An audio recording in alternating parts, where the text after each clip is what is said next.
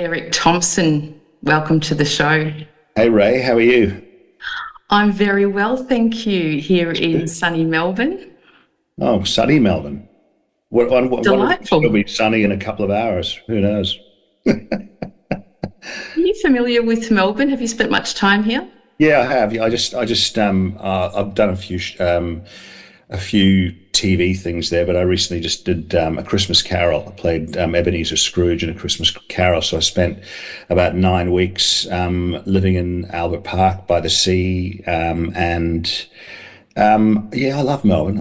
It's got so much charm, and I mean, I know people say that about it all the time, but it's its weather is as Crowded House say, four seasons in one day. Yeah, I think they wrote that when they were living in Melbourne.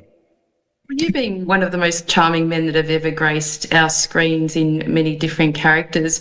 You've also had feet and hands in a few different countries as well, jumping from Scotland to New Zealand to Yeah. Australia. Where's home? Well, I struggled with that a lot. Like I did a lot of work. I always felt like an outsider. I think when I got to New Zealand, I was 7 years old. I had this thick Scottish accent, and kids will pick on anything that's different. Anyone that's different. So my sisters, they just learned how to do a Kiwi accent, and they would put it on when they were at school. And I never did that. Funnily enough, I couldn't be bothered. I just carried on speaking like I did. So yeah, but that sense of identity, and then I came to Australia when I was 28, and I really struggled with that. And then I did a course at university recently just to finish off my Bachelor of Arts in English Literature, and it was a course. It was about the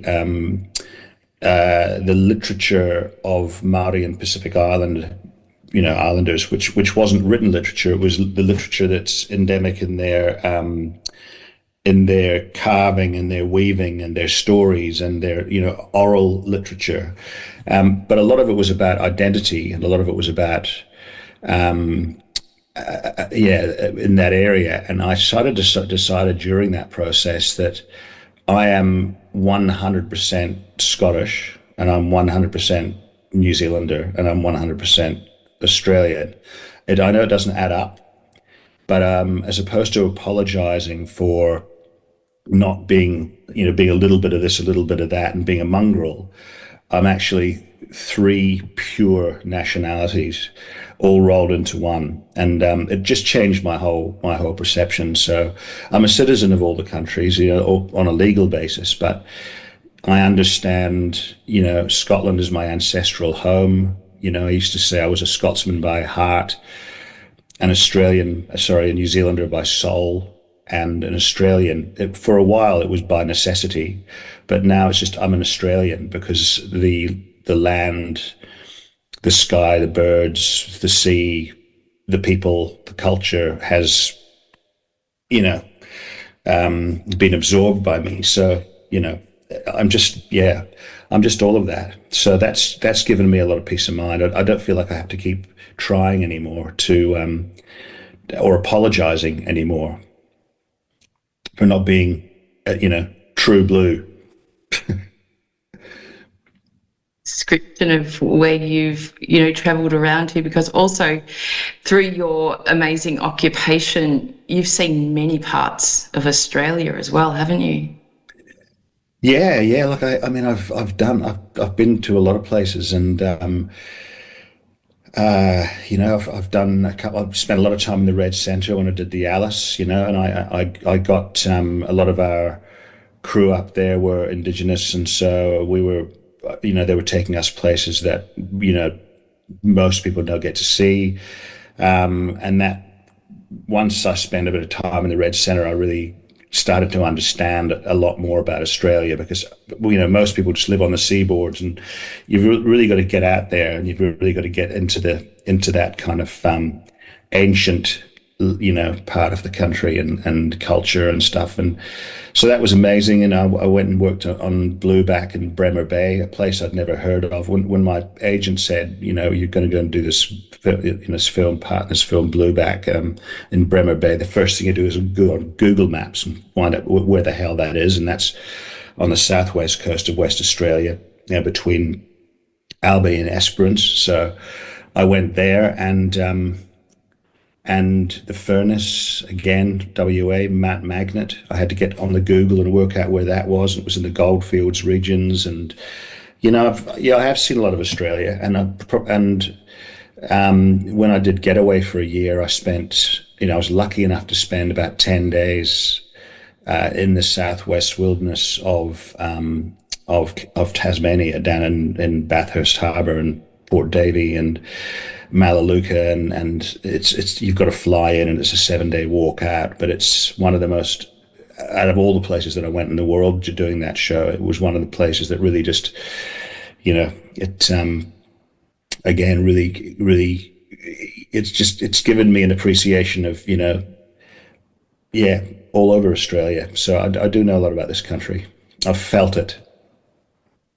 Think that when you had that intake of breath, there was almost a shudder in it when you spoke about the place in Tasmania during your getaway experience, which we might even talk about later. But Yeah. a place where you and I met, which is one of the most beautiful places in the world, I think, is Adelaide. Yeah. Not many people rate it, but my experience of it is just absolutely wonderful. And Yeah. back in 2019, when I was doing some work within the Australian entertainment industry around the state of mental health of workers within.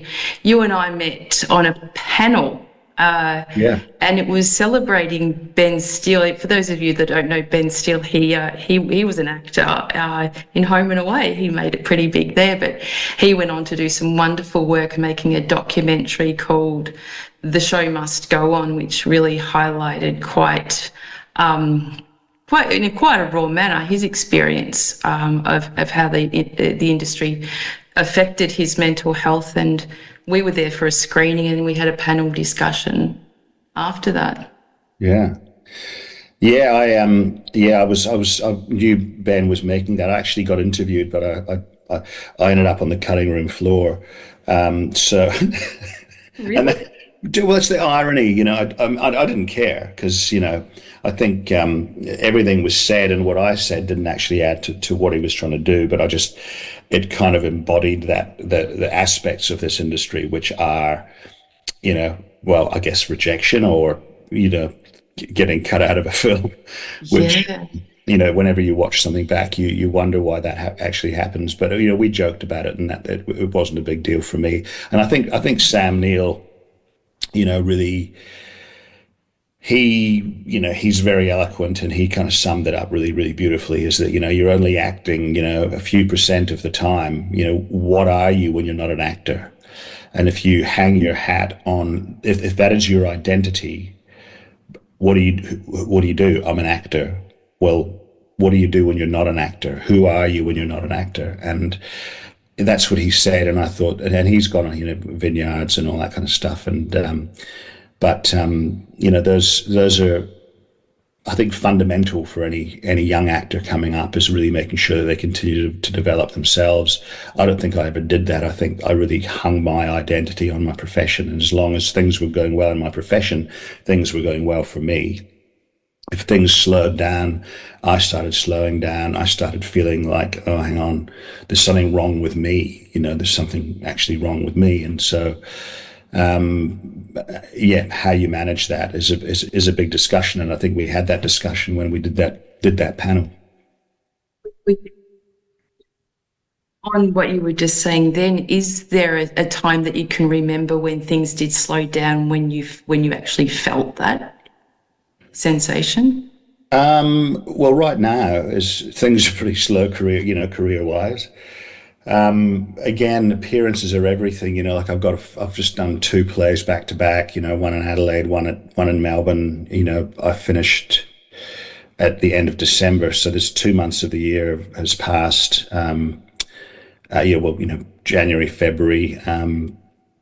And I don't really have anything coming up, but I've got a film coming out this year that I made 15 months ago, called Kangaroo Island.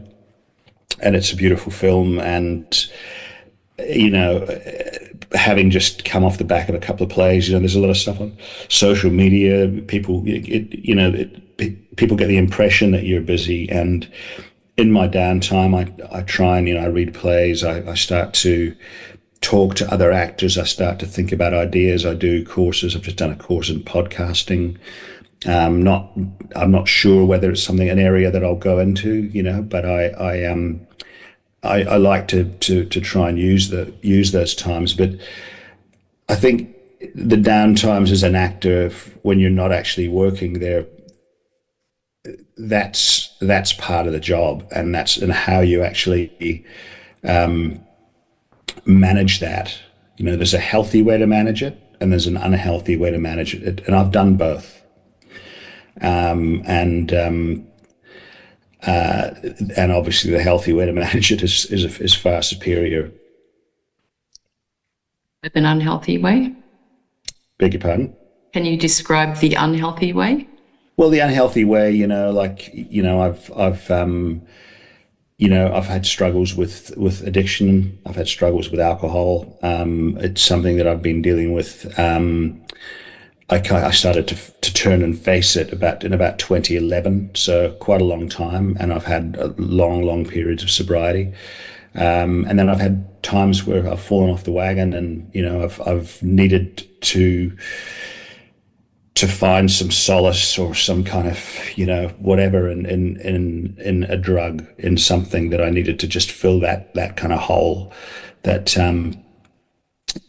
or deal with not high level anxiety, but just that kind of low level constant anxiety. Or this industry is it's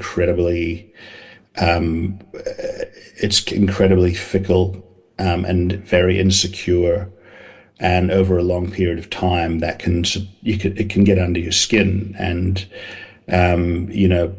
when you're the sole provider for a family, and everyone's looking at you, and the kids are looking at you, and the food's got to keep coming into the fridge and everything, you can see the money dwindling, and you're going, oh, hopefully we'll get a gig will come in. That stuff is just constant, and I think that kind of stuff has a cumulative effect. And sometimes you just need to stop the fear, and that's when the unhealthy reaching for a bottle, or reaching for whatever, just to have a momentary holiday, if you like, a break from that.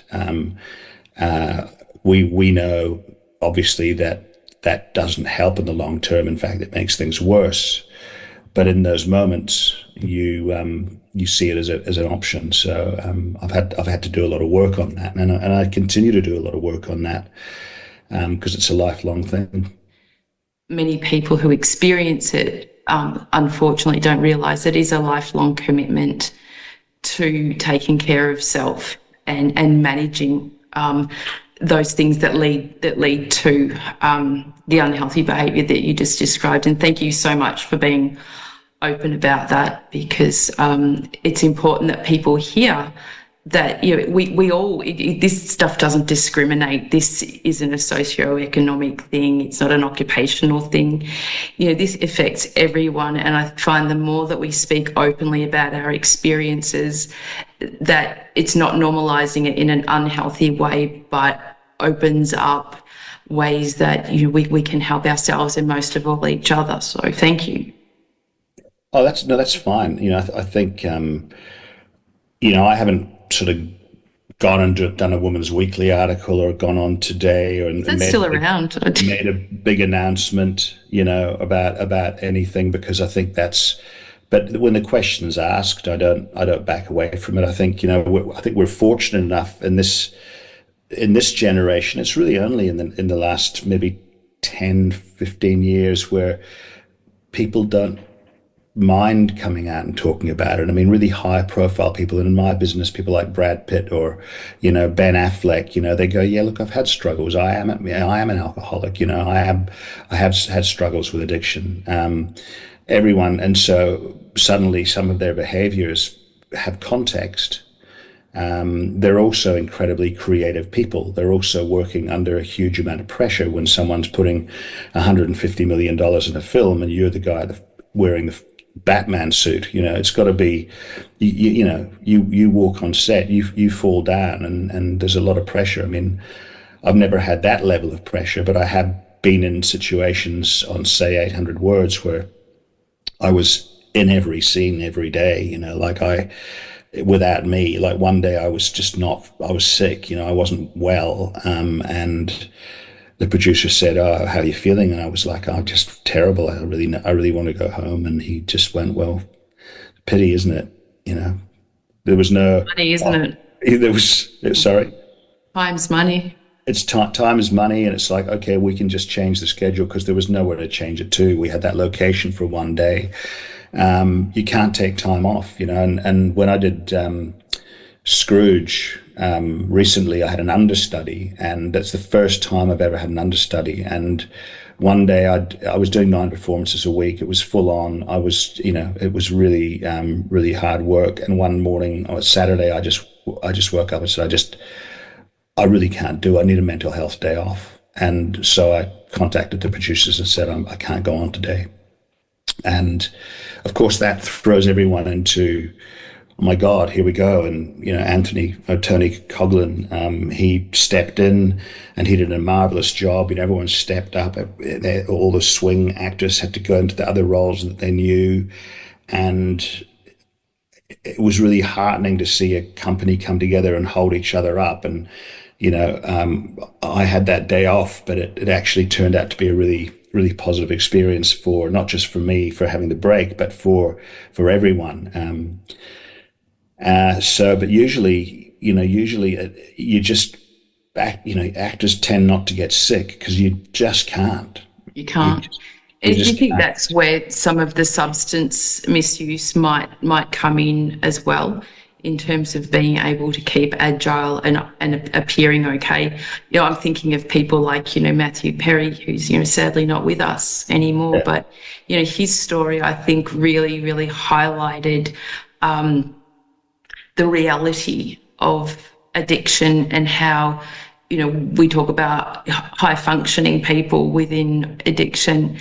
And he appears to have been one of those people that was just so overlooked during his time of need. Yeah, and he's earning lots of money. He's doing this and that. I liked Friends, but I wasn't like a religious Friends watcher. But whenever you'd tune in, you'd go, "Oh shit, he's looking really puffy and big," or "Oh my God, he's looking so skinny." He was, and I've read his book. And he was about as bad as you can get it. And he has, and it's even worse because he's got hundreds of millions of dollars in the bank. So, paying whatever for whatever. There's a story there where he flew from Switzerland to Los Angeles in a private jet. And then when he got to Los Angeles, they said that they couldn't distribute the amount of OxyContin or whatever the drug it was that he'd been given. So he got back on the private jet and flew back to Switzerland to fill up his prescription.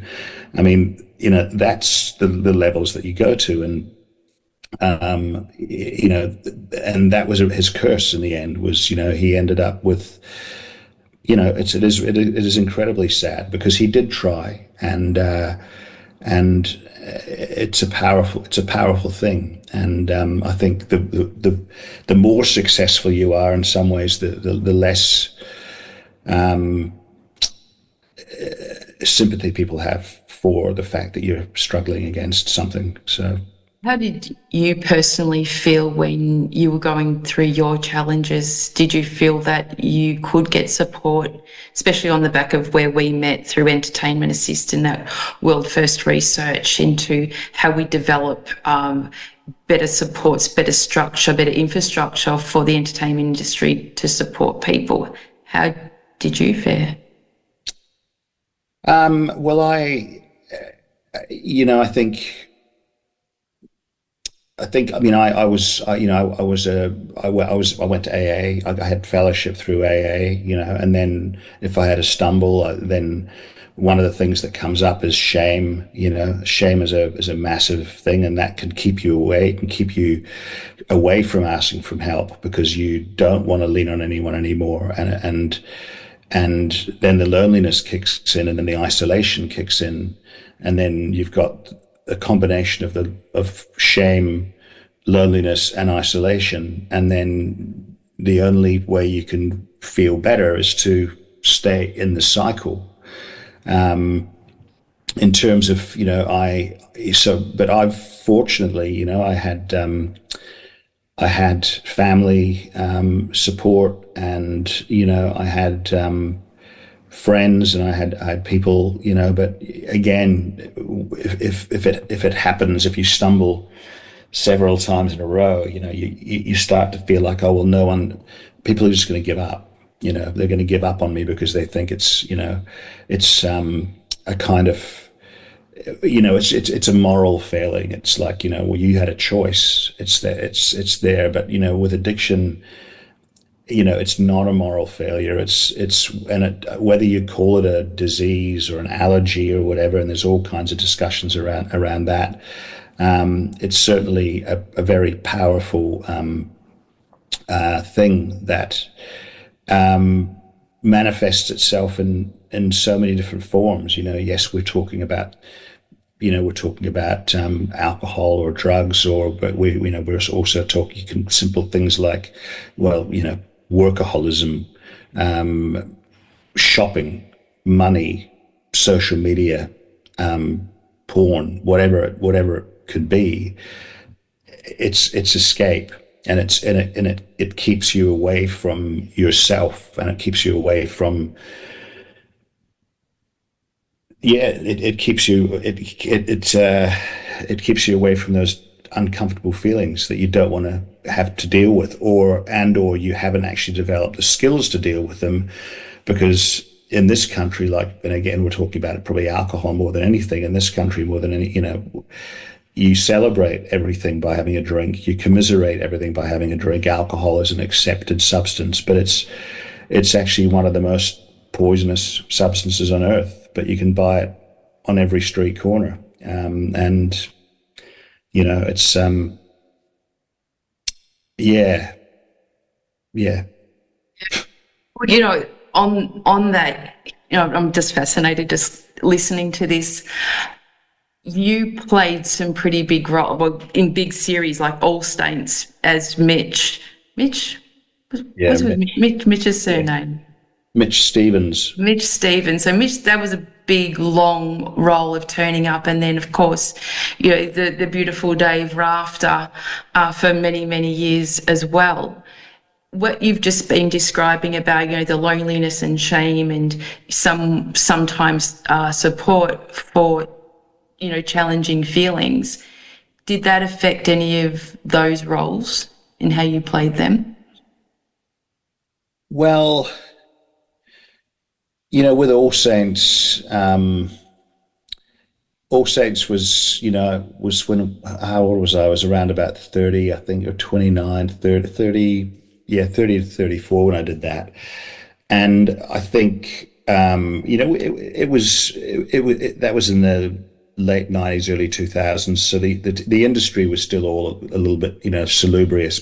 People back then, you know, drinking and going out and partying and Friday night drinks was all fine. There's no OH&S going, okay, well, you can't serve alcohol at the, when you wrap on a Friday and pull beers out. And there was a time that it was a really hot day, and this is on Rafters, a really, really hot day in Concord in Sydney.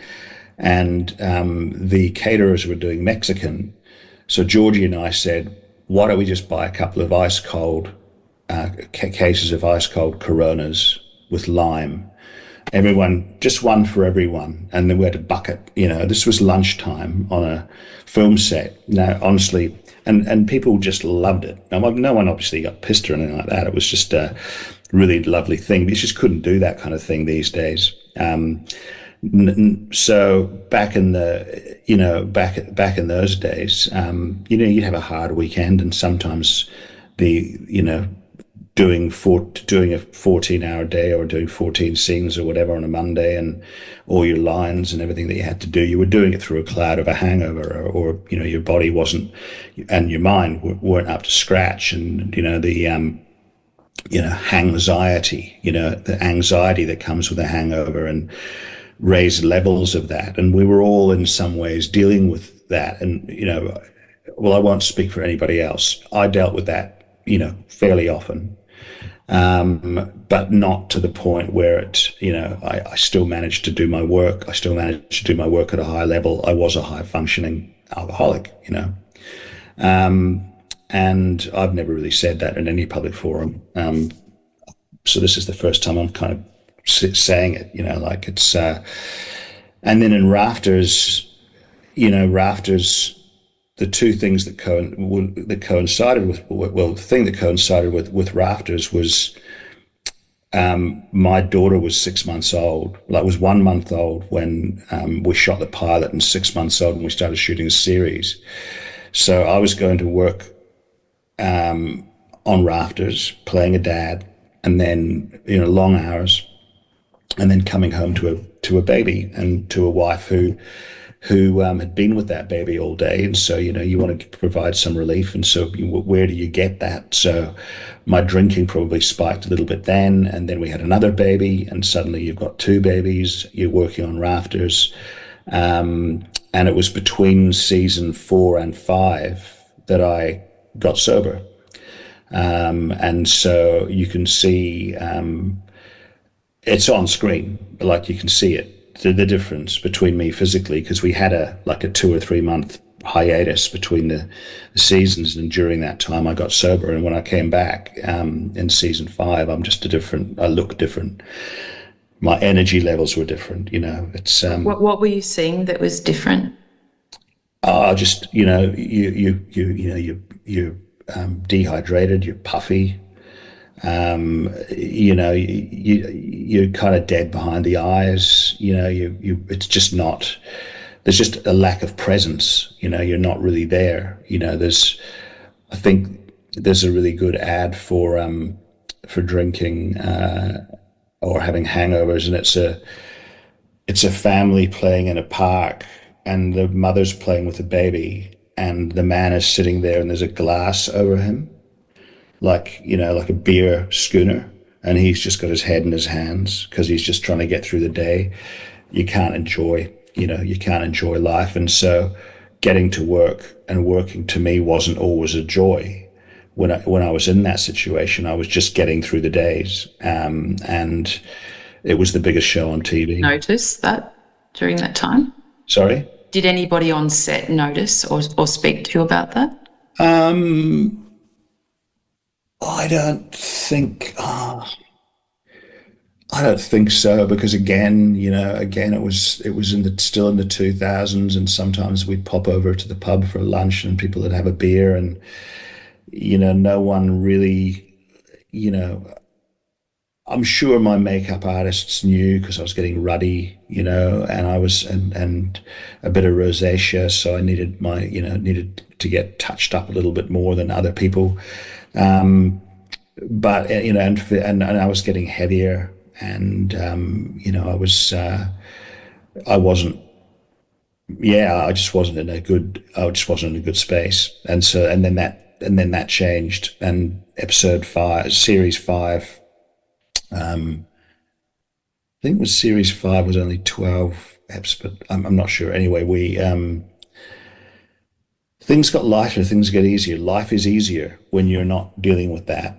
It's funny because I'm thinking through the lens of Julie Rafter. I am a Rafters fan. I've seen it all about 4 times, I think. Yeah. Something, as you're saying, so I thought, oh gosh, I didn't see any of what you're saying. But what if Julie pick something up, because I'm still thinking it's Rafters. But what you mean Rebecca? Well, yeah, but I think Julie, because I'm like Yeah, I yeah. believe that it's a real family because you played it so convincingly, all of you, that Mm. you really believe that this is a family. And Yeah. Well, so I mean, my we were very, I mean, obviously we were very close. And, I talked to Rebecca about it. We would have you discussions. talked to her during Yeah, the yeah, yeah. We would share stuff, and everyone has. Rebecca's got Irish. She's Irish, and I'm Scottish, and the Celts have a propensity, and so we would share our stories, and we were dealing with younger cast members that were dealing with certain issues, mental health issues, and it's something that you don't, everyone loved Rafters, everyone loved it, but I think because of its success, it yeah, it put a lot of the younger cast under a microscope very, very early, and I think it was very exciting season one, and maybe season two, but come season three, it's like just give me space, give me space. You see actors doing it all the time. They court publicity. They love publicity. They love going and getting dressed up and being made to look beautiful and doing the covers of magazines. But what you do, I'm kind of on a little bit of a tangent here, but what you do when you do that is you turn the tap on to those publications and to the media, and the media wants to know more about your personal life, and you can't at any stage you go, actually I don't want to do it anymore. Can we just turn that tap off? Because you've already turned it on and it doesn't go off. You become public property, and people want to know what's going on in your life. And so, I'm thinking probably more Jess Murray. And then when Jess got with Jimmy, I mean, there were paparazzi all the time. There were people hanging outside their house, putting people under a huge amount of pressure to always present well and not be rude when you bumped into in the public, saying, "Could I get a selfie?" It's like, look, I really don't feel like it today.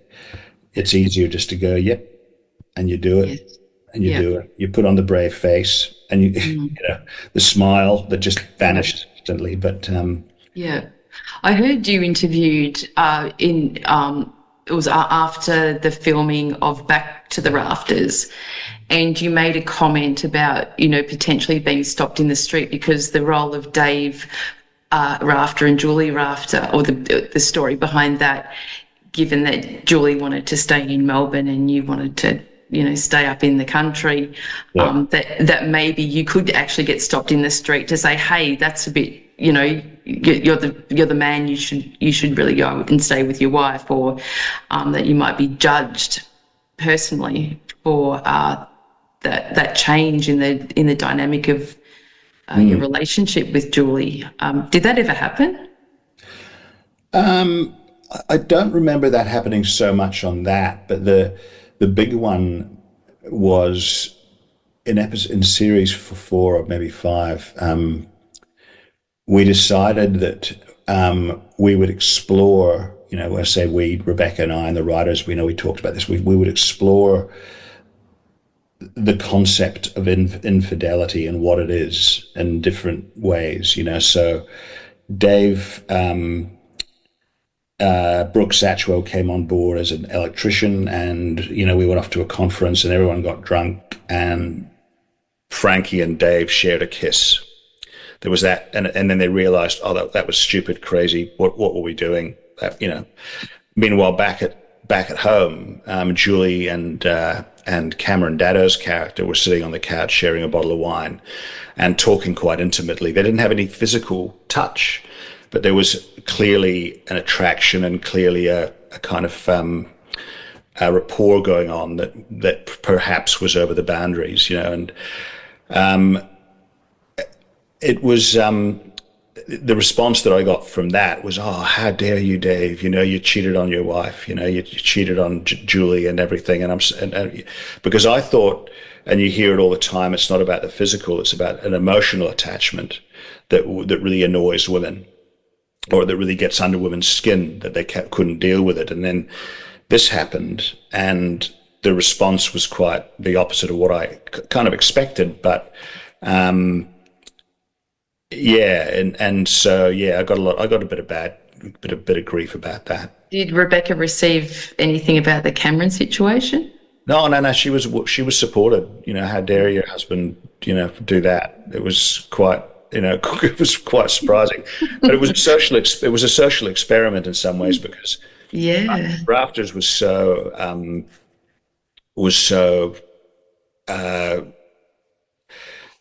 was everywhere, yeah, omnipotent, I suppose. That you could really gauge where audiences were at. yeah, And where the population was at, and where people's sentiments lay, because people would sit at home on the couch as a family back in those days and watch these things, and these things would come up, and it would be a little bit like, Gogglebox. I guess they'd all be having their yeah. comment, oh, don't do that.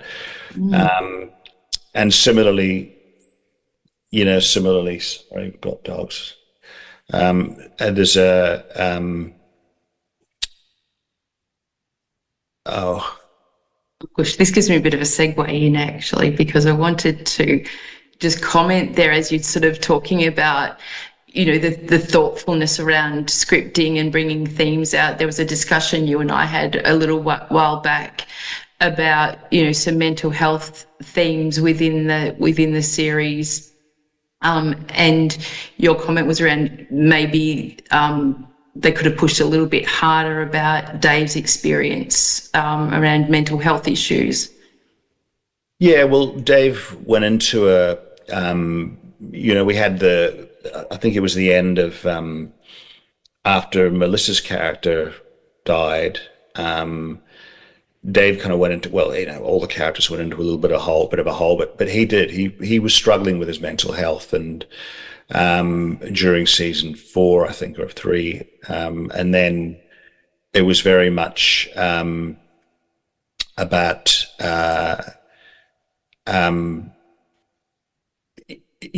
I was happy to explore that. It gave me some meat to actually get my teeth into. But between seasons, the producers decided not to to come back, and he was all right. He was fixed. They didn't take him on the journey to fix him, which I thought was a real cop out. Where would you have liked it to have gone? Well, I would have liked to have seen how he fixed himself, or what support he got, or what methods he used, or whether he maybe went to a men's group, or maybe he went to a psychologist and did some work on because he was an adopted kid, and maybe there was trauma, childhood trauma, whatever it was. It would have been bold to do that, and a really interesting storyline for me to play. But the producers thought, oh, it's a bit depressing, ironically. Do you have any say, or can you actually make those recommendations? Well, I think at the time I probably voiced my discontent, the fact that you'd served me up a really meaty storyline, and something that I thought was going to help the male members of the audience, and also perhaps the wider population, just to understand mental health, and if there is help out there, and how do we deal with it healthily or unhealthily, and it was an opportunity missed. Whereas other characters were getting opportunities to kind of, go through the drama. I was, it was decided that we would just go around it and come out at the other end, and everything had been done. So perhaps it was reflective of the time.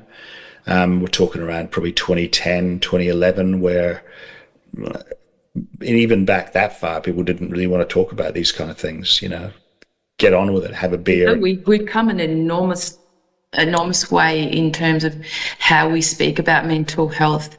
And I think on just what you were saying, how have things changed, do you think, in how we address, given that you've played other roles since then, George in 800 Words, you've got East and West also, we're going to talk about Aftertaste as well, which is a very different character, but also one that appears to be quite challenged by mental health issues too. In Aftertaste, Mm. Yeah, well, again, we we wanted to, and I think we started to address it in the second series, and we're going to continue to address it in the third, of deconstructing this man who found being an arsehole and anger and lashing out at people was a way, what was causing that, where did that come from? That to me is interesting TV. That is character driven television, where we start to peel back the layers of the character and get and give him a journey. But we weren't renewed for our third series, so we only got to know him a little bit. But I think There about ever a chance that it gets picked up by somebody else and I don't know if the word is rebooted, but as you said, there's just so many stories there. And, my curiosity in men's health and a character like East and West was exactly that. I wanted to see where all of that pain was coming from. yeah. Well, I think unfortunately, well, fortunately for this show, but The Bear. I don't know if you've watched The Bear. Well, you got to watch The Bear. It's another food show, and it's done in Chicago, and it does what you're talking about. It really looks into it. It's highly recommended. Not only is it brilliantly acted, but there's this amazing episode. Jamie Lee Curtis plays his father, and it's a Christmas episode, his mother, and it's a Christmas episode, and it shows the dysfunction of a family, and it shows, we are the sum total of our surroundings. We are the sum total of our experiences. So it's one of the best episodes of TV I've ever seen. But I think that's on Disney Plus. I think you can see that. But I have Disney for sure. And so yeah, but I think going back to Aftertaste now, I don't think it's too late. It's too late. Wonderful series. I mean, we're sort of going to flip-flop around a little bit now, but it's just been launched on which streaming service? Series 2? Netflix series Netflix. 2. So Netflix, it had series 1, just in Australia and New Zealand, and now they've just put series 2 on, and Yeah. we streamed in the US on Acorn, which is a streaming service that looks after pretty much British and Australian, New Zealand television shows, and we picked up a lot of I had a lot of fans, I suppose. Not so much with Aftertaste, but with 800 Words was on Acorn as well, and it did really well. And people, people really, creating, because I was involved in the creation, or not so much a creator of Aftertaste, but I was involved in it from the very beginning. I saw how we progressed and how we built the characters and how we built the world. And it started off very much about an angry chef. And then you go, okay, well, you can really just watch an episode of Ramsay to see that. So what do we do more than that? What are we looking at? And so the introduction of the character of Diana. So there was an intergenerational and an intersex kind of relationship, intergender relationship, should I say, that Yeah, I was going to say that meant something different to me, but yeah. your story. I know, but it was very much it became about power, because that was, when we were making it around about the Weinstein thing and the Me Too movement and men's misuse of power for their own, for their own benefits. And so that was, at the forefront. So it's incredibly difficult it's so much work to create an original work of drama that comes from nowhere, you're not creating it from a book or anything, you're coming up with the goods, and you're starting from scratch, and that's challenging. Yeah. No, I thoroughly enjoyed the series, and Diana. Yeah, What a Natalie. remarkable actress or actor, I guess Yeah, we call them now. But yeah, she and you two together, the chemistry was incredible. But I was mesmerized with her. But also, I loved when Rachel Griffiths made an entry as well, yeah, and that was a pretty full on situation between you and her. yeah. And again, it was all dynamics, and Rachel came in with a very strong kind of attitude of how she wanted to go with it, and that was great. And suddenly you've got a show which is very, it's about gender power relationships. How and the way that Rachel's character disarmed Easton, and the way that Diana, Natalie's character, kind of undermined him and dealt with him, and the humor that we got. But it was certainly of the time, and I think we explored it well, and I was very disappointed, and I actually let the guy, I let the ABC know that I thought that they were a little bit gutless in not giving us at least a third season, because 2 seasons is good, but 3 seasons gives you an opportunity to kind of wrap. And you can wrap a story. And we always were aiming for 3 series, and we had plans to finish that arc. So to drop away after 2, I think is a little bit gutless. But there's a lot of that going on at the moment. Yes, but I want to just go back and pick up at Rafters where you Sorry, achieved just, can I just yes, interrupt for a second? Can you hear any voices from anywhere else? no, Oh, great. Good. no, I'll Sorry be about hearing that. voices now with No, no, channeling some. no. There's just Courtney's upstairs, so I'm just, as long as you can't hear her, that's fine. No, that's fine, and she's welcome to join if that adds anything. So, but I was picking up on that thread from Rafters around you achieving sobriety at series 5, and then completing Rafters, and then whatever you did in between, and then back to the Rafters, and now at Aftertaste. How was your mental health? Because we all know that anyone that's experienced problems with alcohol, I certainly have, the mental health challenges that come along with that are quite significant too. So how's your mental health traveling during that period? Well, Aftertaste was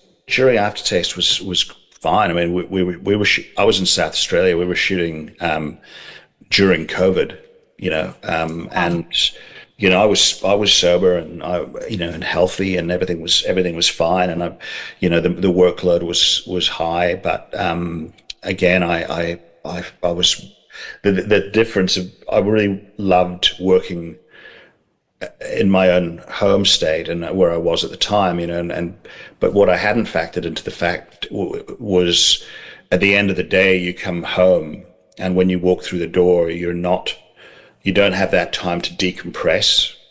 You go from the role that you play. In an actor's case, you're playing a role, but Eric is also working at playing that role. So you're spending time in the head of someone else. You're also spending time in your own head. You've got your own interpersonal relationships happening on set. And then you drive down the road and you walk into your house, and then you're just a dad and a husband. And when you work away from home, you have different challenges, but you at least have a time to decompress and not to, well, to focus more in on the work. But then you've got to deal with perhaps loneliness. What happens when you shut the door of that hotel room or the apartment room, and there you are by yourself. It's quite. Whenever I've gone away, I would be really happy just to get on that plane and fly away. If I knew I was going for a job for a few weeks, but a couple of days later, I'd be missing home. So it's free. The idea of freedom. So you're constantly juggling it all. Yeah. So mental health and all that kind of stuff. I mean, I'd done a film called Coming Home in the Dark in 2019. Yeah, 2019. When you and I met. You just Yeah, finished them. I just Yes. finished that, and that was pre-COVID, Mm. and that was a tremendously challenging role, and It's a horror movie. it's a kind of thriller horror. It's a psychological. It's very it's the kind of film that everyone should see once because it's a great piece of filmmaking. The director James Ashcroft he's just done a second film with John Lithgow and Jeffrey Rush called The Rule of Jenny Penn, and he's just been tapped to direct Robert De Niro in a new film for, I think, for maybe for Netflix. I'm not sure, but he's just a New Zealand man. And he's gone from a $1.5 million film, which was Coming Home in the Dark, to working with Robert De Niro in two films. Second film working with Jeffrey Rush, and it's Jeffrey's first film back after kind of being in in as we referred to in Aftertaste, bad man exile. He Of course. and so and working with John Lithgow, and it's been winning awards at horror movie festivals. It's set in an old folks' home. Just by the by, it's based on a short story by the same writer who wrote Coming Home in the Dark, and it's set in an old folks' home with all these people who are going slightly demented, or are they demented? And one of the characters, John Lithgow's character, has got this little doll that he calls Jenny Penn, and he kind of torments and haunts all the other old people in the old folks' home, and it becomes this kind of psychological horror movie, quite disturbing. Apparently, again, James is developing that side of his kind of auteurship, the director, but Back yeah. to your mental health, because I don't know if you deliberately sidestepped that one, but if we can come back into that. Yeah, into Coming Home in the Dark. Yeah, and generally we've talked about alcoholism and addiction, but we've not talked about, things like anxiety and depression that can be derivative of. Yeah, well, we did Coming Home in the Dark, and as the title suggested, we were working at night, a lot. We were, so you're going to work at 5 o'clock, you're coming home at 6 o'clock in the morning, and it's the end of your day. I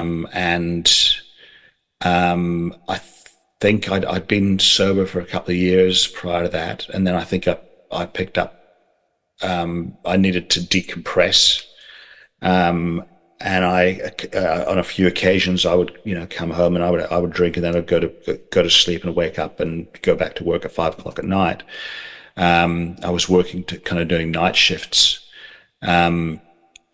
existing in this tormenting world.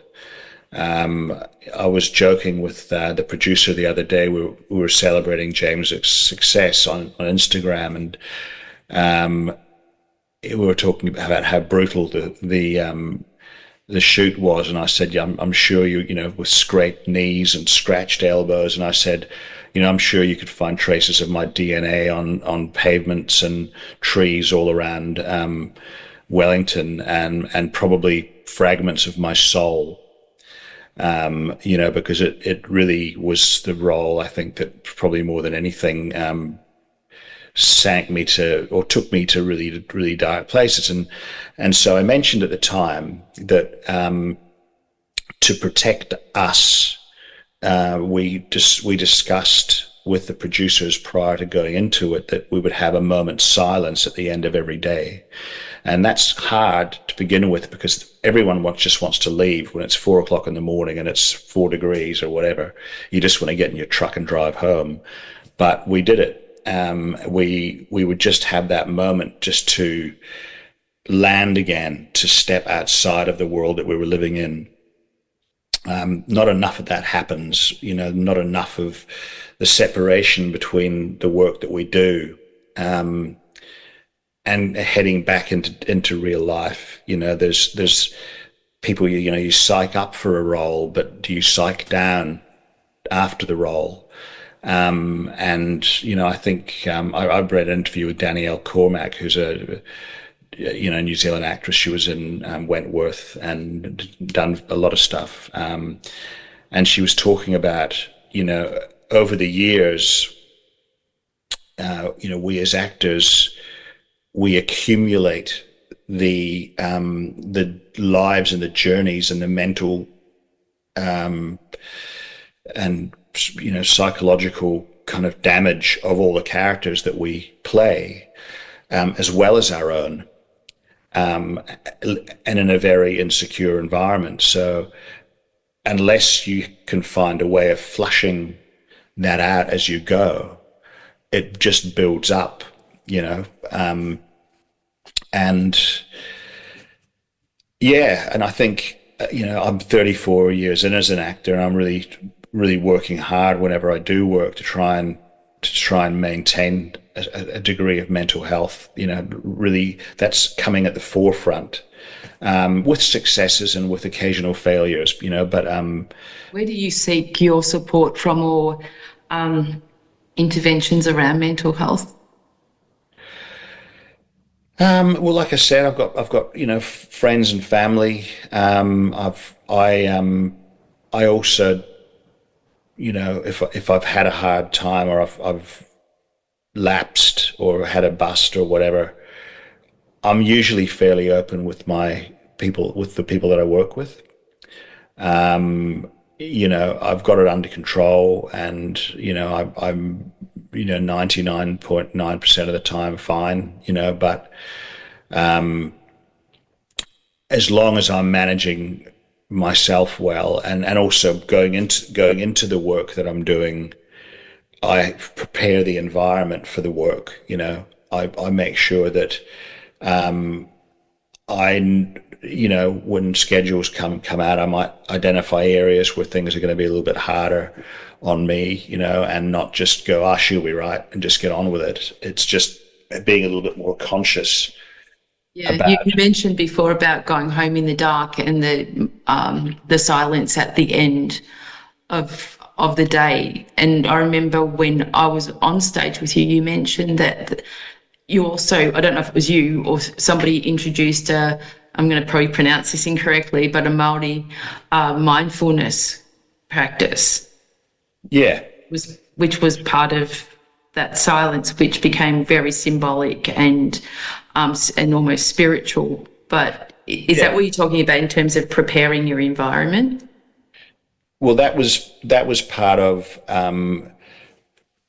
So we would do the minute silence, but whenever you go, in the Maori culture, whenever you go onto tapu or sacred land, and that's usually like cemeteries. If there's usually they're fenced off, and at the gate there's a tap or a bowl of water. Usually a tap has been plumbed out to there. So when you go in and you pay respects to your dead ancestors, you come out, and at the end of it, you wash that off you. So you get some water in your hand and you splash across your face. And this actually happens in the film as well. One of the characters does something terrible, but he cleanses himself at the end, which is ironic. But so we would have this bowl as we left set to do the same thing. So and a lot of people said, look, we're going to take this on to other New Zealand productions. I've never done that kind of thing in Australia. We always have, perhaps smoking ceremonies and welcome to country when we begin things. But I just think that, with storytelling, with characters, with making films, we just have to be a little bit more careful with the fragility of our spirit, and certainly as actors, we're vulnerable, like a lot of artists, we exist in a kind of thinner kind of environment where we need to have access to our vulnerability, but we also need to be strong and hard to deal with the challenges of the industry. That's the paradox. During my time in the industry through Entertainment Assist, there was a lot of talk about vicarious trauma, which is what you've just described, especially when playing characters that are traumatized themselves, or you're in scenes that can be very, very confronting. I heard so many stories about people not really understanding the impact of that continuous exposure to that kind of trauma, and not until years later do these things get activated sometimes as well. But I want to go back to the question, do you think the industry is getting better at supporting people who work within it? Yeah, I think there's,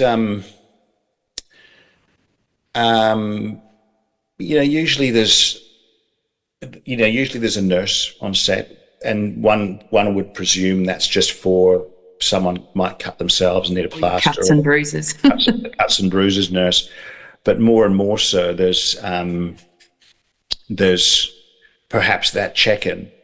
Are you okay? Is there anything you need? I know you and I had talked previously about mental health first aid courses, and actually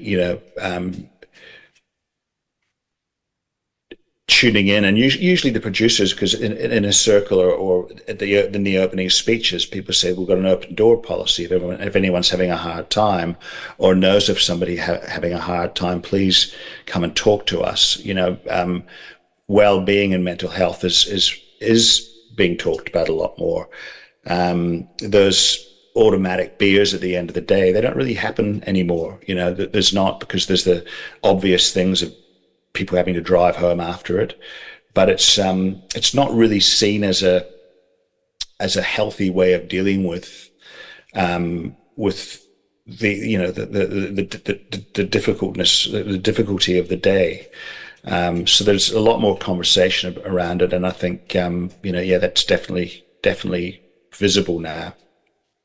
Do you think there is enough empathy within the industry? And I mean, from people within your community, your peers, your seniors, given where the sector is in how it produces stuff. I mean, you go back to let's say All Saints days, where it was on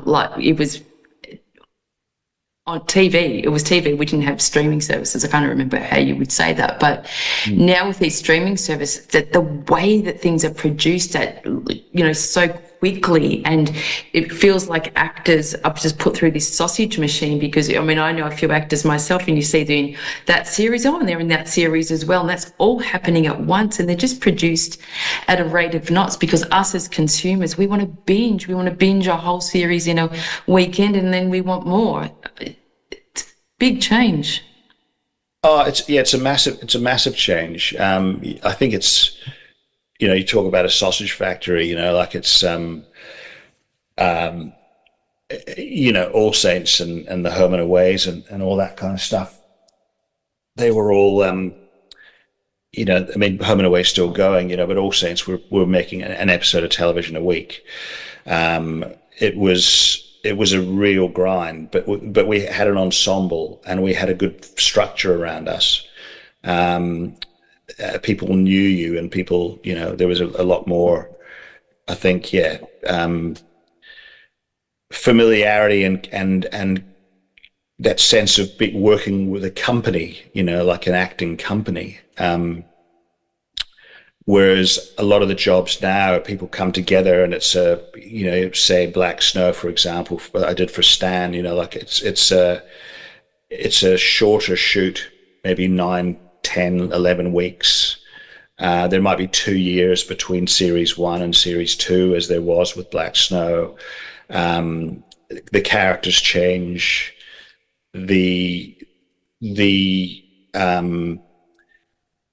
So if anything, the environments become more difficult for actors, because you're always a stranger. You're walking into strange environments and having to have intimate relationships as characters with other actors that you've only just met. as opposed to All Saints and all the older shows, the Rafters shows, where you would spend, more time with. I'd spend more time with Rebecca than I would with Caitlin, my wife at the time. And so. It's difficult when you get to the end of something like that and that family just literally disintegrates and you find a new one, like your on-screen family. I mean, Yeah, I mean, most of the time you're disappointed to say goodbye, and some of the times you're relieved to say goodbye to certain people. But like anything, when you do, like when I did A Christmas Carol, we had the Scrooge, the Dickens recently in Melbourne. We had the most wonderful cast. It's a beautiful production. It's Christmas. The music was fantastic. The camaraderie was so brilliant, and the support that everyone gave each other was fantastic. And of course, we formed a WhatsApp group, and we'd be in touch, and people would be doing this and that, and we were all friended each other on social media. But of course, half of that cast has moved on to the next job, and then they've got their new family, and so catching up with that family, you form these groups of people. You get very close to them very quickly. And then, like you say, they dissipate, and then you will go into another environment, so you might not go into another environment. There could be that lull where then, if you're a person who doesn't have the benefit of having a real life family, that can be a very, very polarizing state to be in. Absolutely. And absolutely. And I think that's that thing about theatre, is that it does become all consuming. Although the money's not great, you're not doing it for the money, you're doing it for the family. You're doing it for the interaction, you're doing it for the celebration and the magic that theatre brings.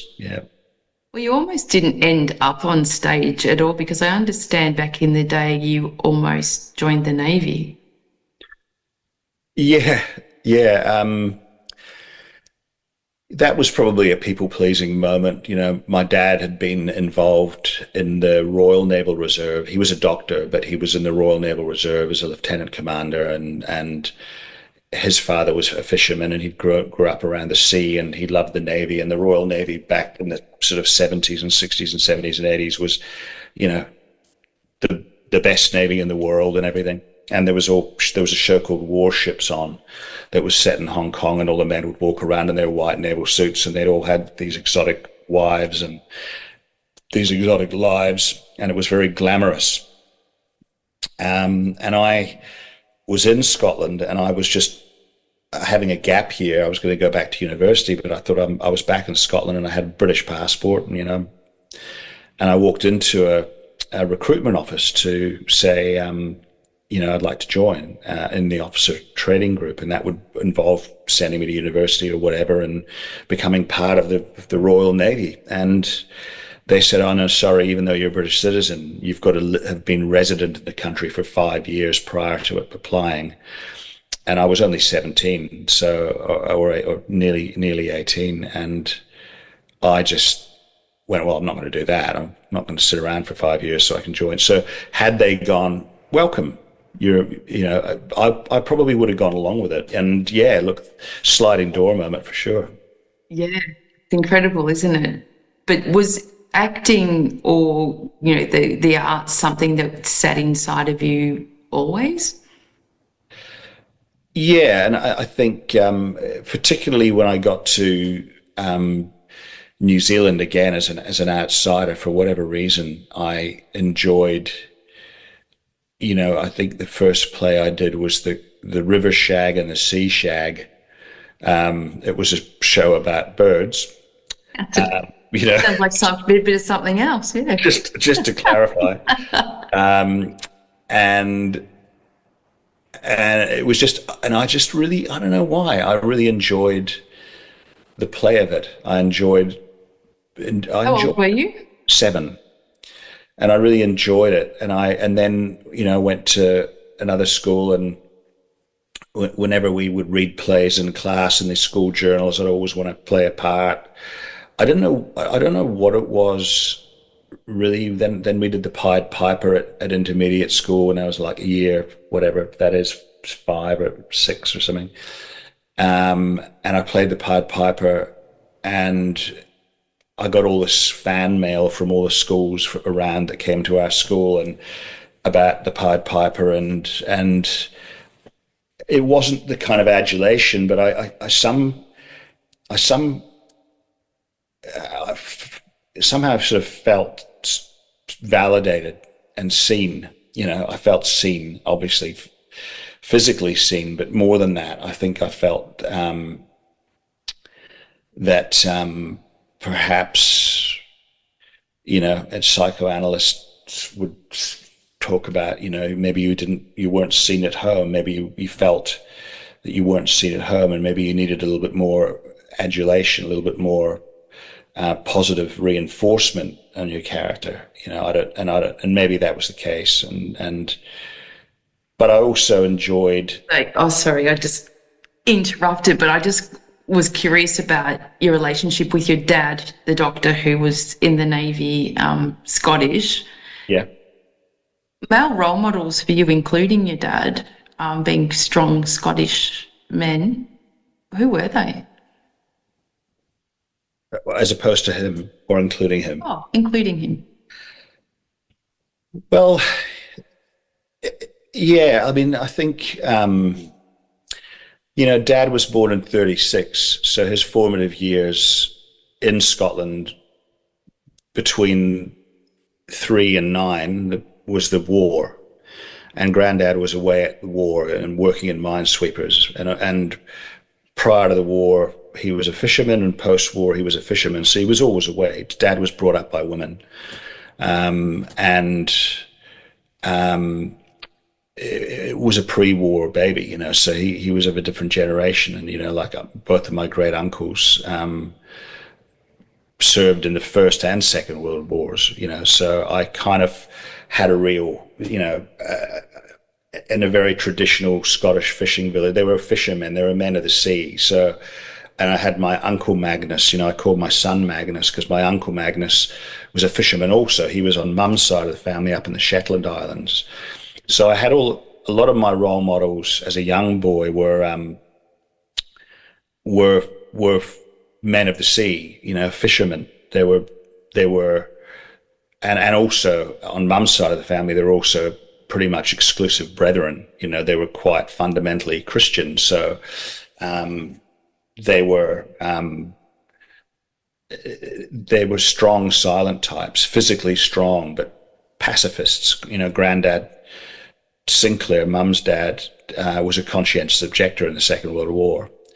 And of course, that was the worst thing you could possibly be. But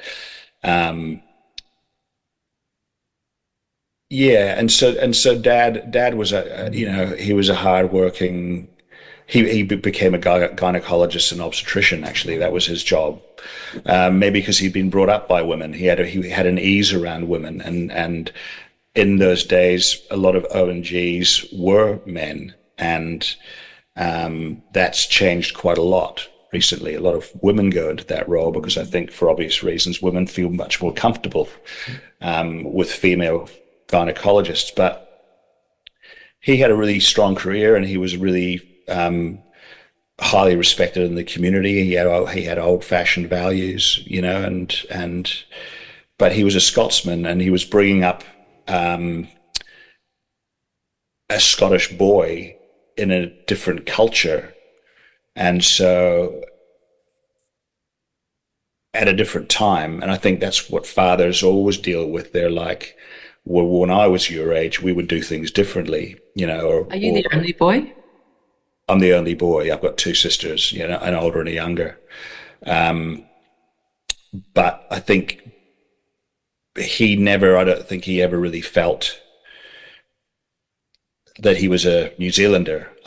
He was 37 when he got to New Zealand, so he was a Scotsman living in New Zealand, and I think he pined for Scotland all of his life. But it was a great place to bring up children. So, there was a I think intrinsically in a lot of Scots, they call it the doer Scot, there's a kind of melancholy there. There's in a lot of Scots, there's a kind of glass half empty kind of thing. And I don't know exactly where that comes from, but I think, and that's why the whiskey gets, gets out. And I think there's similarly the Irish, there's a propensity for alcoholism and alcohol misuse, and it's kind of like their island away from their struggles, getting on. I don't know. I'm riffing. I don't really know what I'm talking No, about now, but no, you do. No, so it all makes sense because you're talking about that sort of generational piece around alcoholism. It's one of the only drugs I believe that actually passes through your cells. So you genetically pass on. You referenced before, whether it's a disease or an allergy, whatever that might be, but. There's a lot of evidence now to suggest that that is a real thing. So we have to be very careful when we're introducing alcohol to our young children as well. It's not actually okay to have a couple of drinks at the 15-year-old birthday party, because if your kid has the gene, well, they're often running before they even have enough maturity to manage that. So yeah, and it's the openness that we have now around it. Because Dad said to me when I was about 28, he said, there is a gene in the family, Eric. He knew it because, my great uncle George died at sea. He was a renowned drinker. I never met him. He had a son, Dad's cousin, Derek, who died at the age of 47. Again, I know nothing about it, but I'm just putting two and two together. But prior to that, no one would ever talk about it, and that very, very Protestant kind of, will present the front, but no one will know what happens behind closed doors. And your dad's still with us? No, he died in 2013 of stomach cancer. He had esophageal cancer when he was 66, managed to get over that, but then formed stomach cancer and passed away, which was, again, like I was there with my sisters, and we were there at the moment of his death, which was beautiful. Well, no, wasn't pretty, but it was beautiful that we could all be there. But it's a pretty full-on thing to see, Yeah. death of your father, and it was, yeah. Were you close with him? Yeah, I think as close as we could be, being of different generations. I was probably, he came from a working class background. He became a doctor, moved into the middle class. His mother was very proud that they'd finally, after hundreds of years, got to that next class, this aspirational British system. And then he has a son, and that's why joining the Navy for him, that would have been the best thing ever, because I would have then become, I don't know, admiral or whatever. But I became an actor. Was he proud of that? Oh, no, he wasn't. No, Oh, I don't think so. He was very worried about me because in his mind, actors were, actors were gay. That was his generation. That, a lot of gay men work in the theater industry, and certainly, I mean, that's changed a lot, but it's still, particularly in theater, that's still quite normal, and it's, not an issue at all. But for his generation, it was like, an actor, and the day after he died, my old schoolmaster, my old headmaster who was friends with Dad, came along to see him because Dad's body in Scottish tradition lay in state in an open coffin downstairs.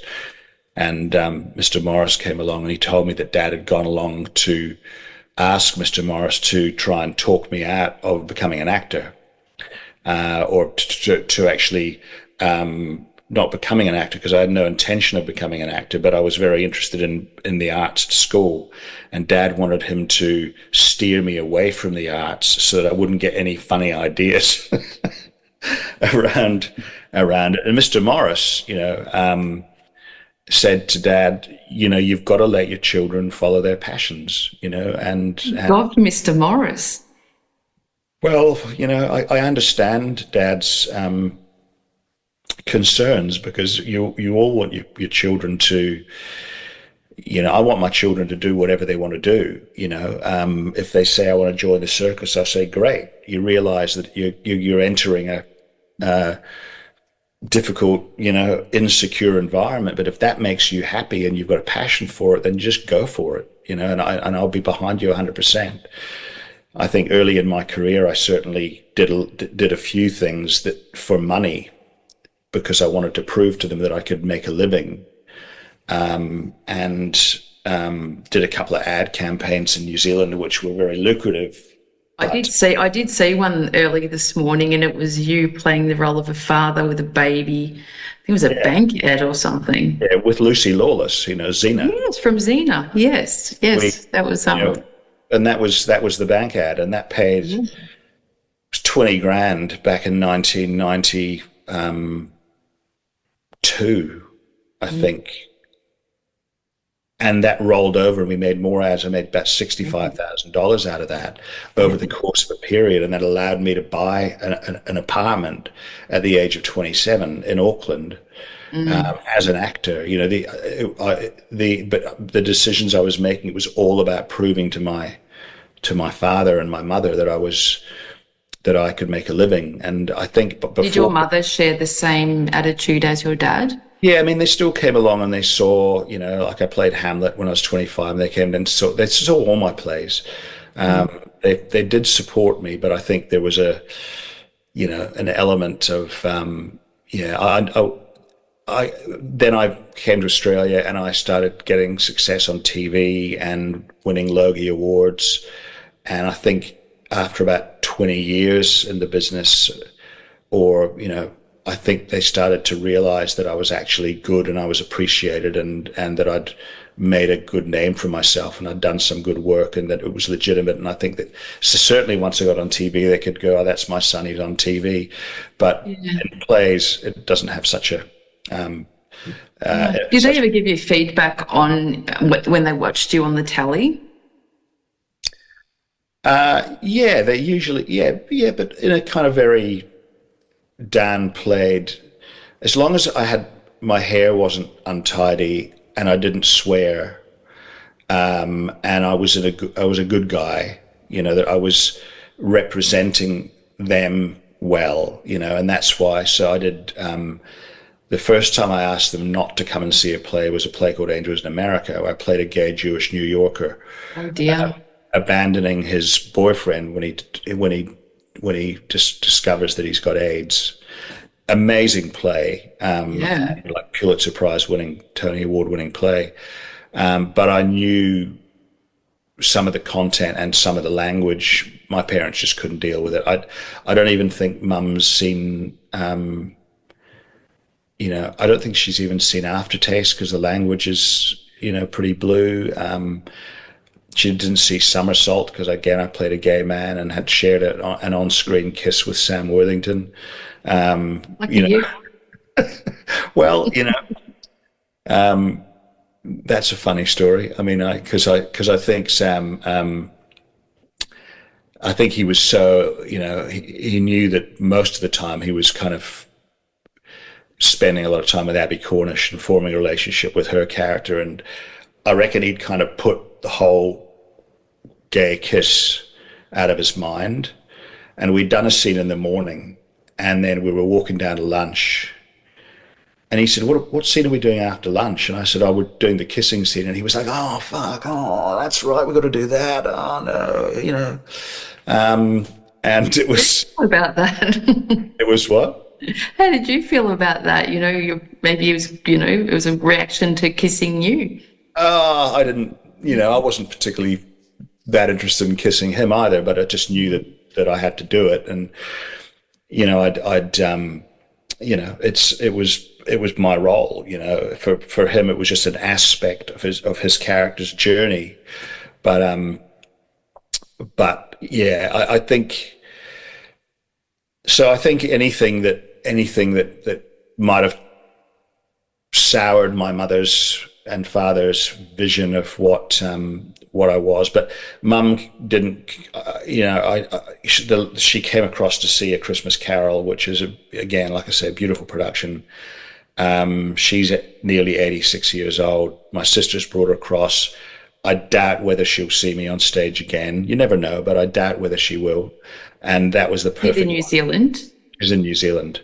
I doubt whether she will, but if that's the last production that she's ever seen me in, it's the perfect production because it was Dickens. It had a lot of beautiful hymns and beautiful carols, and it had a joy to it, and you know, and I was pretty good in it too. I've just got to say, even if I do say so myself. I don't think I've ever seen you in anything that isn't. Well, that's very kind of you. How with your parents, I mean, we can all understand the times that they were born in and generations and attitudes and things like that, but how did the kind of lack of validation sit with you, especially now that your father's passed on? The invalidation. Yeah, the lack of validation. Yeah. How did it impact on me? Yeah, or does it? Um, no. I think as I'm getting older, I, and it seems like a simple thing to say, and some people have this realization much earlier than others, and some people never get it. But you've got to validate yourself. You've got to you cannot seek validation in anyone else. I think that you need to, it's all these cliches that we hear. You've got to learn how to love yourself. You've got to learn how to back yourself. You've got to be you've got to be your own cheerleader. And for some people, that's easier than others. But Yeah. I think that I certainly I'd guess I'd wished for a little bit more. They expressed it differently. They, in a very Scottish way, we enjoyed that tonight, Eric, and maybe that meant that we're so proud of you. That was amazing. Or, the word proud has come out of Mum's mouth and maybe even Dad's. I can't remember, but I think, I think. It's probably more about how you deal with it yourself. Thanks for talking about that as well, because I think biologically we just have a need to please our parents. That's what kids do, and so validation. I agree with the self-validation, but sometimes there's just that feeling that we need that from our parents, or we want to make them happy because that's what children do. Yeah, and as a father, perhaps because I didn't feel it as much, or I express it. I do express it to my children as often as I can, and I do. I'm very conscious of not overpraising, but certainly recognizing and giving them the attention that they need. We have a lot more permission these days, don't you think? And a lot more words to express ourselves, or opportunities than generations before, which I think is really wonderful. And that this part of evolution, I think, is very exciting in the way that we're interacting with each other. We try very, very hard to talk, really boost people up, and we use words like journey, and we gratitude, and all these words that have become very, very popular and sound very, very cliche sometimes, but the alternative is nothing. So I think we'll find more words. Yeah, I think we will. I hope we do. But yeah, and there's just little ways to do it as well. We don't have to. it's there's a lot of pressure on our kids because you do hear all that time of, you can be the best, all you have to do is work hard and you'll be the best. It's like, it's not everyone can be the best. And this is like, I've heard this before, and I'm sure you have as well, is it's okay to be all right. It's okay to be average. It's okay to be, if my son gets, he had a few learning difficulties when he was younger, and now he's getting B's and the occasional A, and he exists around the C, C plus, and I'm really happy for him that he's satisfactory. I'm really happy when he gets that. So yeah. Think, we've also come away from this hardcore definition of success and failure as well. We're more defining failure as learning, and therefore, I think so. I was listening to an interview with Bill Gates this morning, and he really, really reinforced this. A gift of curiosity is something that not everyone has, and I feel grateful that I got that. But moving into just another question about being Scottish, have you ever played a Scotsman? Yeah, I did. I did a BBC miniseries a few years called The Luminaries, which was based on the Booker Prize winning novel by Eleanor Catton. And it was made by Working Title, from Britain, and it starred Eva Green and Himesh Patel and Eve Hewson, Martin Chokash, who I went to drama school with. Anyway, it was a big production, historical gold mining drama set in 1866, and I played a gun-toting whoremonger called Dick Mannering, and I just wandered around, and they said in the book he was, I think he probably was English, but we just decided to go as Scots, so I just played this Scotsman with 6 shooters on both hips and smoking cigars, and he was a despicable man, but I had the best time. Awesome. Dick Mannering. Dick Mannering, yeah. Love it. Because you also played a bit of a gigolo on Pacific Drive, didn't you? Yeah. Don't want to talk about that? All right, we can move. Well, that was the first job that I ever got in Australia, and they offered me a different role, actually, and then a couple of days later they said, well, could you play Brett Barrett? And yeah, he was the gigolo, and he had a boat, and he had a business called Deep Water Pleasure Tours. And basically, so I spent one of my first shooting days, I spent in the cabin with about half a dozen different women coming and going, and it was, I felt I showered a lot at the end of that day. I think I felt quite, nothing really went on. I mean, apart from, what we, the, stage, I mean, or, simulated situations.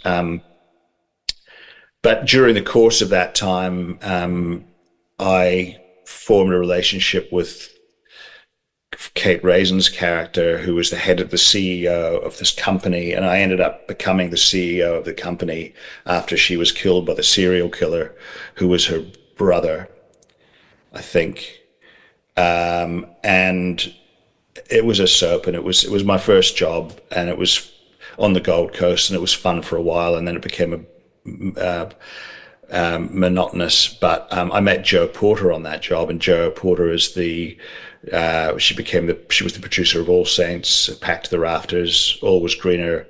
Now she's working for Wentworth. She did Wentworth, so she's gone to great heights, and so I met some good people then, and that's how my career, I think, Needless to say, your parents weren't avid viewers of Pacific Drive? No, well, there weren't many viewers of Pacific Drive at all, really. I think it was a money job made for European daytime television and for late night Australian television. So it was kind of stuck in between. It became a cult. It became a cult hit, which basically means that it was trash that people enjoyed watching because it was trash. Nothing like a bit of rubbish TV is there at the end of the day. That's my favourite thing to do, is just watch crap on TV after some of the days that I have. Yeah. Today not being one of them, of course, because I feel like I've run around all of these amazing characters that you've created and that are so incredibly believable as well, having watched them all. But if you, I mean, you mentioned that you're in a bit of a lull at the moment, and hopefully that doesn't last for very long. But if you were to segue and create an alternative occupation, what would it be? Well, I'm as we've spoken about, like I'm really interested in, men's mental health. I'm really interested in the kind of, I think, and this isn't an opportunity to bring in the violins and everything, but I think men now, I think they're people just kind of push them aside and think, oh, you'll be right. You're a white middle class, or you're a white man. You're fine. You'll be right. You don't have to deal, with issues. You're not a minority. You've got privilege. You've got this. You've got that. But I think, the cost of living, and men being, generally speaking, being providers, and generally speaking, not having the emotional tools to necessarily deal with the pressures that they're under. We see it manifest in alcoholism and addictions and depression and suicide. Like a lot of guys just can't go, I can't do it, enough. And I had a close friend of mine, or a couple of years ago, do that. Took his own life, and I'm sure that's influenced. That's impacted a lot of people. And I think, I think he felt very marginalized. He'd gone through a marriage breakup, and he felt like he was kind of, his self-worth had gone, so having the ability to recognize, and, the potential risk factors that was presented to men, things that might trigger men to go into those kind of downward spirals, celebrating and honoring men for what they do, and not, especially in countries like Australia and New Zealand, where you can't ever be seen to pat yourself on the back, because then you're a dickhead and you're a wanker and you're full of yourself, so men kind of just never feel kind of validated. They don't self-validate, and no one around them necessarily validates. And if they are validated, it's usually, when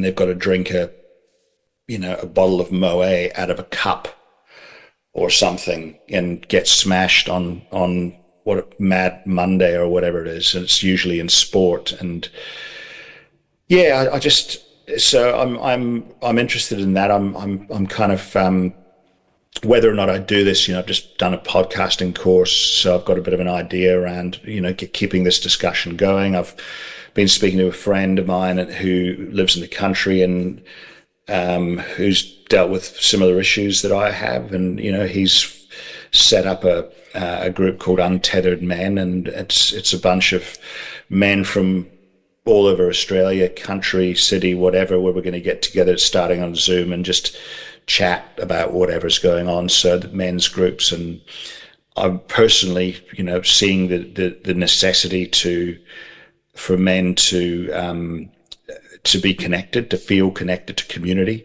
because men, again, generally speaking, tend to isolate. So if I was to segue into anything else, I'd like to do that. I don't think I want to give up acting, but I certainly would like to utilize any kind of profile that I might have to normalize the conversation around men's mental health. And again, there's a lot of people doing that, but there can never be too many people doing that. I think in whether you're a man or a woman or a teenager or whatever, I think, so that's really what I'm kind of focusing my downtime on at the moment. I know that Very worthy, and you do, and I want to go back and thank you for everything that you've shared today, which is exactly what you've just described, where you may want to sort of step onto the path of, and that is how we influence and inspire those to, it's more than speaking out. There's a level of understanding and empathy and compassion that needs to be built, especially in the men's health space. We've just, a couple of weeks ago now, Australian government just launched the suicide prevention strategy. Now, given that, at least 75% of suicides here in Australia are male, there's no real reference to it in a suicide prevention strategy. And, go figure that where we're at the moment, it's just absolutely insane. So every voice counts in terms of just shifting the dial, shifting that Titanic just in the direction of men also matter, certainly not to the exclusion of women and women's needs, because that certainly can't be dismissed. But we can do it all. Yeah, we can do it all, and we can also understand that it might take a couple of generations to really get it going. And schools, are talking. There's mindfulness at schools. People talk about mindfulness. There's wellness classes. That has to start in our primary schools, and it has to continue through our secondary schools, with counsellors and people that the children can actually approach, that people that can keep an eye out and see people that might be slipping through the cracks and catch them early. Because the boys, I did this thing a few years ago now, and it was a initiation ceremony on Kangaroo Island, where men, and it kind of takes you through this process and the boys are 14, 15. Some of them have never left home. It's most cultures have initiation ceremonies where a boy becomes a man. And we don't have that in this country. There's nothing to mark that separation from leaving the mother and becoming a man. And this process is part of that. There's the Rites of Passage Institute, Dr. Arnie Rubenstein, I think his name is, and I went up to do a leadership course up there a few years ago, and I intend to take my son there either this year or next year to sit around the fire with men and to talk about stuff, and for men to share their journeys in life and their attitudes, and no one's sitting there as an angel, and no one's sitting there as being perfect, and accepting your imperfections and accepting that you make or have made poor choices in your life is in itself powerful. But to do that with your sons, and with our young people. So I think focusing on the men of my age is important, but I think talking to the 10-year-olds and talking to the 15-year-olds and 20-year-olds and keeping that going, I think is how we could turn this around. It might be a slow process, but it needs to happen. It's a slow process, but we go back in time and look at evolution and just see how far we've come so fast, and we have, but it does take all of us. We're doing such wonderful things in the world, and even if you look at medicine alone and how many lives that's saving.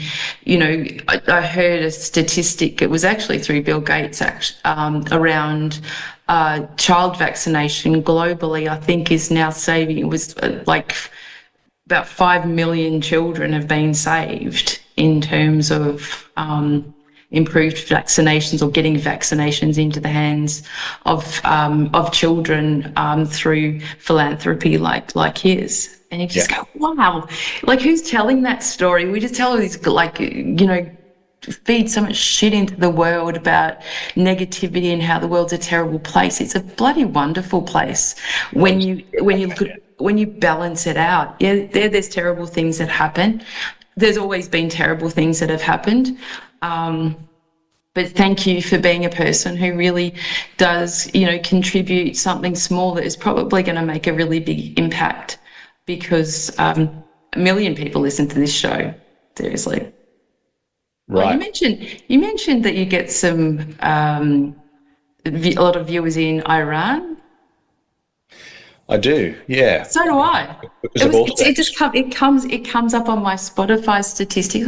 How is that? How is that? Maybe there's just some interest in Australian content. Well, I don't know. I mean, I know the Iranian thing is because All Saints was a massive hit in Iran.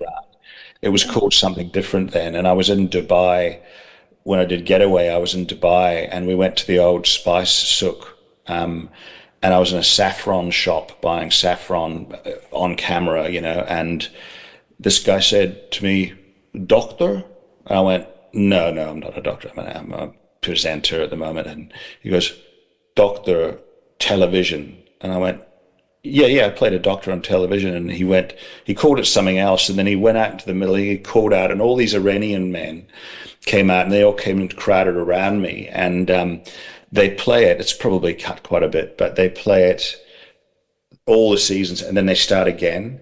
So I keep getting fans from Iran. And I actually wanted to go there, and I still would love to go there and take a documentary film crew and just to explore that and go over there I mean, they all think that I'm 30 years old now, so they're all going to be pretty disappointed when I rock up as a 60-year-old in a couple of years' time. But that hair was and makeup, that'll do the job for you. A bit of hair and makeup, a bit more than that, I think.